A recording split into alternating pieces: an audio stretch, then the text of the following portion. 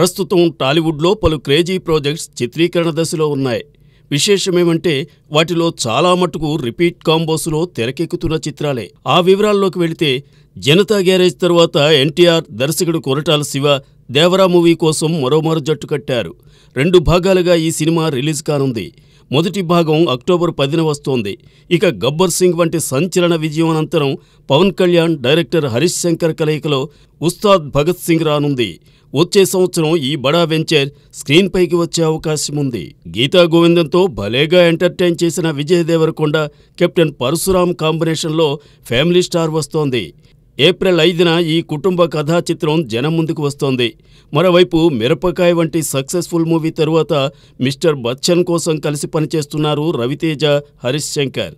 ఇదే ఏడాది ఈ బిగ్ టికెట్ ఫిల్మ్ థియేటర్స్ బాట పట్టనుంది. అదేవిధంగా అంటే సుందరానికితో ఓ మోస్తరుగా వినోదాల పంచిన నాని, నిర్దేశకుడు వివేక్ ఆత్రేయ సరిపోదా శనివారంతో ఇంకోసారి పలకరించబోతున్నారు.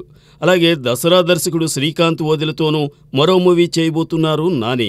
ఆర్య 2, పుష్పాది రైజ్ తరువాత అల్లు అర్జున్, సుకుమార్ పుష్పాది రూల్ చేస్తున్నారు. 15 ఆగస్టున ఈ పాన్ ఇండియా ప్రాజెక్టు వస్తోంది. త్రివిక్రమ్ దర్శకత్వంలో ఓ మూవీ చేయబోతున్నాడు బన్నీ. ఇప్పటికే ఈ కాంబోలోనూ 3 చిత్రాలు సందడి చేయడం విశేషం.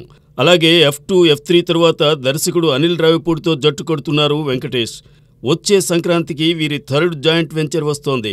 అదేవిధంగా నాగ చైతన్య కూడా చందు ముండేటితో 3వసారి టీమప్ అయ్యాడు. తండేల్ పేరుతో తయారవుతున్న ఈ మూవీ దసరాకి వస్తోంది. మరోవైపు భీష్మ వంటి విజయవంతమైన చిత్రం తరువాత నితిన్, వెంకీ కుడుముల కాంబినేషన్ రాబిన్హుడ్తో ఎంటర్టైన్ చేయనుంది. ఇక త్వరలోనే పట్టాలెక్కనున్న అఖండ 2 బాలకృష్ణ, బోయిపాటి కాంబోకి 4వ చిత్రం కానుంది. మరి వన్స్ మోర్ అంటూ ఎంటర్టైన్ చేయనున్న ఈ కాంబోస్ గతంలో కంటే మిన్నగా ఫలితాలను అందుకుంటాయేమో చూడాలి.